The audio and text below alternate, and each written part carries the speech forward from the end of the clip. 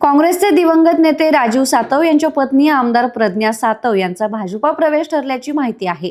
प्रज्ञा सातव यांचा उद्याच भाजपा प्रवेश होणार असल्याची माहिती आहे.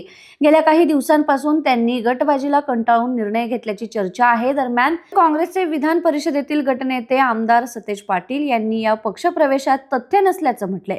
स्वर्गीय राजीव सातव यांच्या निधनानंतर काँग्रेसकडून त्यांची विधान परिषदेवर वर्णी लावण्यात आली होती. राजीव सातव हे लोकसभेतील विरोधी पक्षनेते राहुल गांधी यांचे अत्यंत निकटवर्तीय मानले जात होते. मात्र कोरोना महामारीत अकाली निधनाने त्यांचा राजकीय प्रवास कायमचा थांबला. प्रज्ञा सातव या महाराष्ट्र राज्य काँग्रेस समितीच्या उपाध्यक्षा असून सध्या विधान परिषदेच्या आमदार आहेत.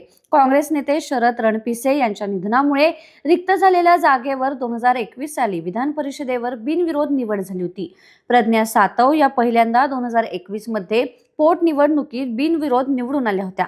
त्यानंतर 2024 मध्ये झालेल्या निवडणुकीत काँग्रेसकडून दुसऱ्यांदा विधान परिषदेवर निवडून आल्या. 2030 पर्यंत त्यांचा कार्यकाळ आहे.